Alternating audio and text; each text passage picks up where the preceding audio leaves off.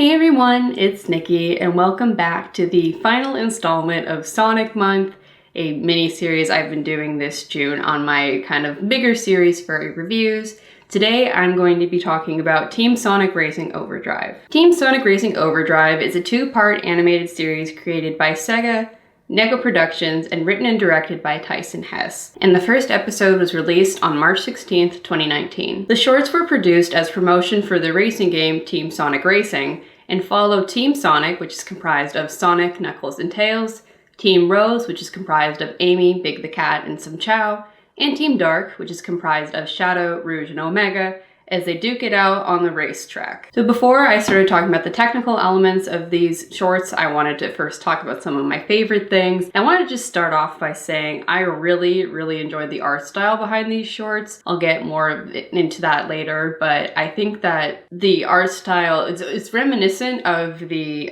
Sonic Mania Adventure shorts, which I talked about a little bit earlier in the month, which are also done by Neko Productions and written and directed by Tyson Hess. So there's a lot of similarities there, but they take on a bit more of a modern style than those shorts did, so I just think that's really cool. By the way, there are going to be spoilers. I guess this is like 9 minutes long. I don't think it'll take that much out of your life to go watch it before you watch this video if you haven't seen it already. So into the more kind of narrative things I really like. Towards the beginning of the first short, there's this moment where the Chow are considering whether or not they should screw Sonic over, and they just decide to be savage to him, and it's very hilarious just to see the kind of thinking in their little brains and then the ultimate decision to kick his butt. However, Knuckles ends up saving the day, and it leads to him just absolutely getting trashed because he jumps out of his car to punch a bomb that they were trying to send towards Sonic away from him, but then he just hits the ground and rolls back into his vehicle, and it's absolutely hilarious. Then there's the introduction to Team Dark, which is definitely my favorite team, I must admit, and they're all great, but just the image of Omega, he's just too big for his race car. He has like a big kind of tankish machine, but he's just too big for it and it just cracks me up. Dr. Eggman is also participating in this race, albeit in a more fiendish way, and there's a little moment where in order to kind of create a diversion for the racers, he sets up this badnik at this little side shop, and he puts a mustache on it as a disguise, and it was just so cute to me, and I did not know why. It was just so funny. And of course, no Sonic series would be complete without a little bit of back and forth between Sonic and Shadow. There's a moment where they're kind of trying to fight one another off to get the lead, and Sonic ends up passing Shadow and driving backwards just to piss him off. And Shadow's reaction is what you would expect it to be, but it was a pretty funny scene. Then there's a scene where a couple of drivers have crashed on the side of the road and they're having to repair their vehicles, and Knuckles and Tails are working together to repair Knuckles' vehicle, and he gives him like a little pound it, and he just pounds it a little bit too hard, not unlike Mighty giving Ray a fist bump in the Sonic Mania Adventure series. It was just very, like, you feel for Tails in that moment if you're kind of wimpy like I am. In the same scene, both Rouge and Omega have also crashed on the sidelines, and Shadow just speeds past them without offering any assistance, and so Rouge, in a fit of frustration, ends up kicking the back of Omega's car, and Omega, is being the sweet little baby that he is, just ends up mimicking her and also kicking it. And it was just so cute and so funny, and I really liked that little moment. Like I mentioned before, Dr. Eggman has this badnik that he's kind of placing in certain parts of the track as a diversion or something for or like an obstacle. And so people try to avoid it, particularly when it's dressed like a cat, which is what ended up getting Rouge sidelined. But Shadow just absolutely bulldozes through it. He does not care about the well-being of wildlife. And just Dr. Eggman's reaction to that moment is pretty memorable, shall we say. Then there's also the face where, so Shadow is in the lead and he's about to win, but of course Team Sonic, they do like a power ultimate move, which is something that you could do in the game. It's because the game is like you're really racing as a team rather just as individuals, and when they do that, you can see the exact moment on Shadow's face when he realizes that he lost the race, and it's absolutely hilarious. And of course, as the Team Sonic is doing this team ultimate, they're about to like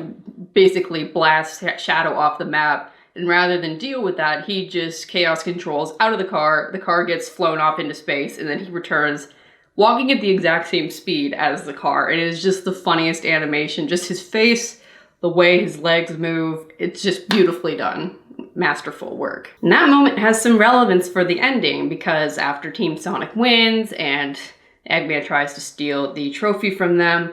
The car, Shadow's vehicle, comes and launches out of space and then just drops on Eggman like he's the Wicked Witch of the East. And the little badnik that he's been with this whole time, who went to get like popcorn, comes back and finds Eggman just underneath this car. And it's like a little background event as like Team Sonic is celebrating. But it was just so funny. He like drops to his knees and is like, why? And it was just such a nice touch to the ending. All right, on to the technical elements of these shorts, which include the storytelling, the art style and character design, the setting, and the sound and music. Storytelling.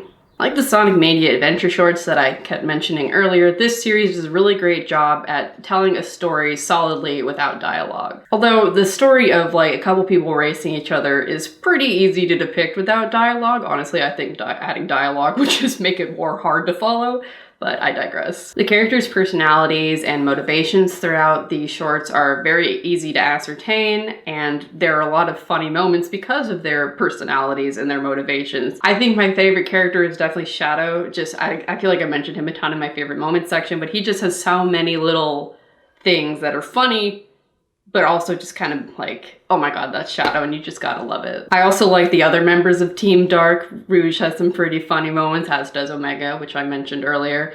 And Sonic also, he just has a lot of oh shit kind of faces throughout as he realizes he's about to be hit by a bomb or like attacked by somebody else, and those are also pretty great. Art style and character design. I love the art style for this series. Honestly, it's probably my favorite 2D Sonic style, or like 2D in terms of animation, not gaming. But it's like, I just love it so much.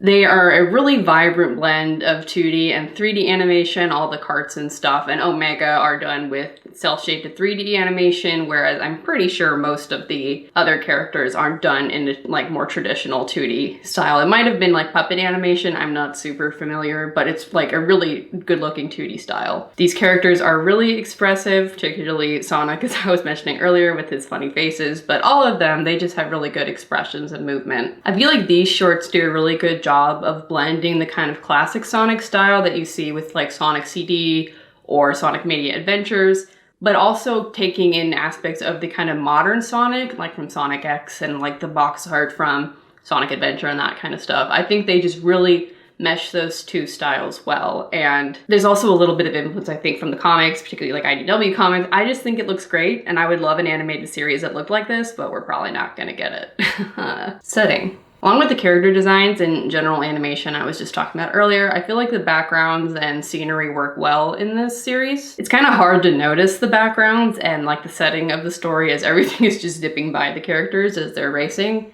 but I feel like it does a good job at like reusing assets without it being like super obvious and noticeable that you're just seeing the same trees over and over again, you know? But yeah, they're nothing really to write home about. There are some nice, more static shots that look good, particularly when Eggman is involved. It's usually less of a dynamic shot and more of a static shot where you can kind of get a greater sense of this like valley that they're all racing in. Sound and music.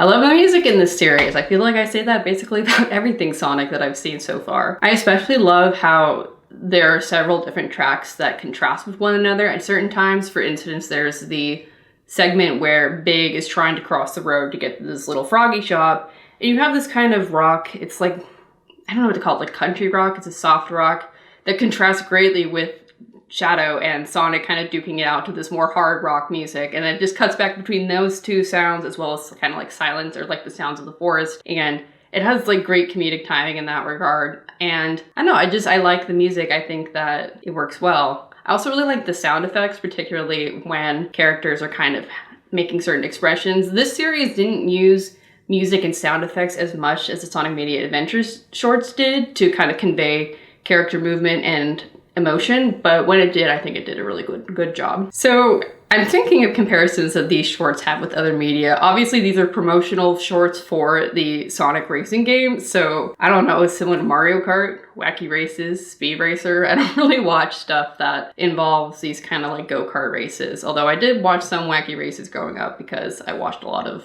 Boomerang, but that's beside the point. So my final thoughts are that these are some super cool promotional shorts. Like I said earlier, I would love to see an animated series in this style. I think it just combines everything people like about Sonic, the kind of older classic designs as well as the more sleek and modern designs, and like solid use of limited animation in a way that doesn't feel cheap, but just combines like 3D and 2D animation in order to kind of save cost, but also kind of have this new look. So yeah, I really like these shorts. I wish there were more of them. There are only 2 this time around, but they're really great. And I don't really think you could do a whole ton with that story, you know, it's like one race. So maybe it wasn't really pan out for there to be a bunch of episodes, but I really like this series. Thanks so much for watching. Thank you for being here with me for Sonic Month. I will return to normal uploads, whatever the heck that means, starting in July. I'll see you in the next video. Take care. Bye.